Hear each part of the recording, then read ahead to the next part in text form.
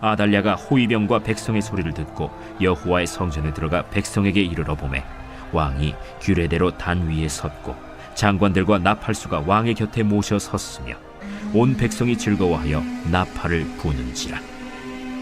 아달랴가 옷을 찢으며 외치되 반역이로다, 반역이로다. 제사장 여호야다가 군대를 거느린 백부장들에게 명령하여 이르되 그를 대열 밖으로 몰아내라. 그를 따르는 자는 모두 칼로 죽이라 하니 제사장의 이 말은 여호와의 성전에서는 그를 죽이지 말라 함이라. 이에 그의 길을 열어주매 그가 왕궁의 말이 다니는 길로 가다가 거기서 죽임을 당하였더라. 여호야다가 왕과 백성에게 여호와와 언약을 맺어 여호와의 백성이 되게 하고 왕과 백성 사이에도 언약을 세우게 하매 온 백성이 바알의 신당으로 가서 그 신당을 허물고 그 제단들과 우상들을 철저히 깨뜨리고 그 제단 앞에서 바알의 제사장 맏단을 죽이니라.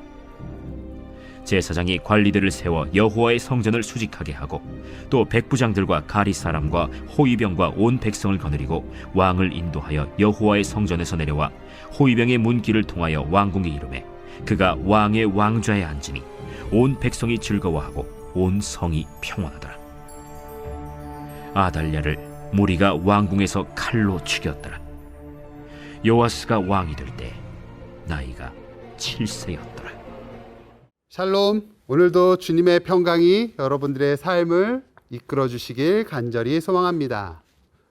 오늘 우리가 읽은 열왕기하 11장 후반부의 말씀은 폭정과 우상 숭배를 일삼았던 아달랴 왕의 죽음과 또 6년간 숨어 지냈던 어린 요아스 왕의 왕 즉위식을 다룹니다.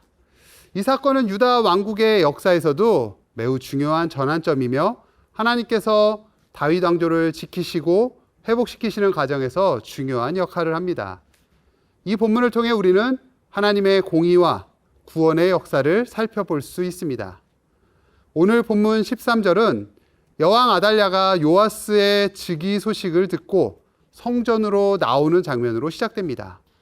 아달랴는 반역이다 라고 외치면서 저항해 보았지만 제사장 여호야다의 명령에 따라 일사불란하게 움직였던 군사들이 그녀를 성전 밖으로 끌어내어 처형합니다. 이후 제사장 여호야다는 언약을 세우고 백성과 왕이 하나님의 법을 따르기로 맹세합니다. 그에 따라서 백성들은 그들의 종교를 바로잡고자 바알 신전을 파괴하고 바알의 제사장 맏단을 죽입니다. 요아스 왕은 백성의 기쁨 속에 왕좌에 오르게 되고 예루살렘에는 평안이 찾아옵니다. 오늘 우리는 말씀을 통해 하나님의 공의와 구원의 역사를 깊이 묵상해 보고자 합니다. 이 본문은 하나님의 계획이 어떻게 이루어지는지 그리고 그 과정에서 하나님의 공의와 사랑이 어떻게 나타나는지를 보여줍니다. 먼저는 우리는 하나님의 공의를 볼 수 있어야 합니다. 아달랴는 자신의 권력을 위해서 무자비하게 다윗 왕조의 후손들을 죽였습니다. 결국 하나님의 공의로운 심판을 받게 되죠. 그녀는 반역을 외치면서 저항했지만 하나님께서는 여호야다를 통해 그녀를 심판하셨고 그의 악한 통치를 끝내셨습니다. 아달랴는 그녀의 어머니였던 이세벨을 이어서 유다의 바알 종교를 전파하는 데 애썼던 사람이죠.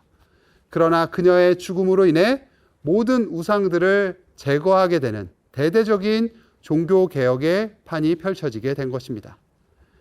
여호야다 제사장의 지휘 아래서 총체적인 종교개혁을 시작하게 되는데요. 이 사건은 우리에게 하나님의 공의로우심을 상기시켜 줍니다.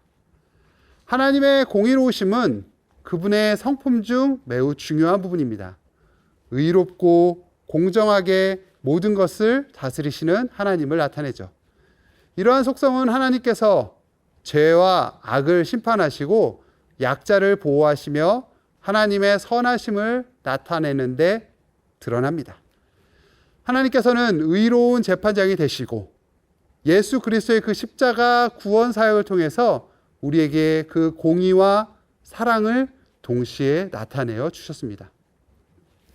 우리는 이러한 하나님의 속성을 잘 이해하고 우리 삶에서도 공의와 정의를 실천하며 살아갈 수 있어야 하는 것이죠. 또 두 번째로 볼 수 있는 것이 우리는 하나님의 구원의 역사를 보아야 합니다. 여호야다 제사장은 하나님의 뜻에 따라 요아스를 왕으로 세우고 백성과 왕이 하나님의 법을 따르기로 맹세합니다. 이는 하나님의 구원의 역사가 어떻게 이루어지는지를 보여주죠. 여호야다의 용기와 지혜를 통해 하나님의 계획이 이루어졌고, 이는 하나님의 구원의 손길이 어떻게 역사하였는지를 아주 잘 보여주는 대목입니다. 우리도 삶의 어려움 속에서도 하나님의 구원의 손길을 믿고 신뢰하며 하나님의 인도하심을 따르도록 해야 하는 것이죠. 마지막으로 우리는 하나님의 평안을 보게 됩니다. 요아스가 왕좌에 오르고 예루살렘은 평안이 찾아옵니다. 하나님의 통치 아래에서만 참된 평안이 나타났던 이스라엘의 모습을 단적으로 보여주는 거죠. 하나님의 법을 따라 하나님의 뜻에 따라 순종하며 살 때에 참된 평안을 누릴 수 있다는 것입니다. 오늘날 우리도 마찬가지죠. 하나님의 법을 따라 하나님의 마음에 합한 대로 주님의 통치 아래서 살아갈 때에 우리의 삶에도 참된 하늘로부터 임하는 평안이 임하게 된다는 것입니다. 오늘 주신 말씀을 통해 우리는 하나님의 공의와 또 구원의 역사를 보게 됩니다. 하나님의 공의는 반드시 이루어진다는 것이죠. 그분의 구원의 계획은 신실하게 나타난다는 것이죠. 우리는 이 말씀을 통해 하나님의 공의로우심을 신뢰하고 그분의 구원의 손길을 믿음으로 고백할 수 있어야 합니다. 이것을 통해 하나님의 통치 아래서 우리의 삶은 참된 평안을 누리게 될 수 있는 겁니다. 우리의 방법, 우리의 생각이 아니라 하나님의 통치 아래에 있는 삶, 바로 그 가운데 주님의 평안이 함께 하시는 것이죠. 이 말씀을 우리의 마음에 새기며 기억하며 우리 모두 하나님의 뜻에 살아간다면, 그분의 인도하심을 따라 살아간다면 주님의 평안이 우리의 삶을 붙들어 주실 것입니다. 이 말씀 붙잡고 오늘 하루의 삶 속에서도 주님과 동행하며 참된 평안을 누리는 우리 모두가 될 수 있기를 간절히 소망합니다. 기도하겠습니다.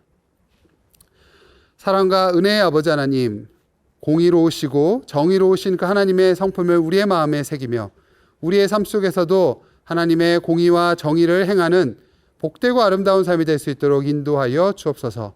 그래서 주님의 주권과 주님의 인도하심 날개 아래서 참된 하늘의 평안을 누리는 우리의 삶이 될 수 있도록 주님 오늘 하루의 삶을 또한 주님께서 지켜 보호하여 주옵소서. 감사와 찬양 올려드리오며 예수님 이름으로 기도합니다. 아멘.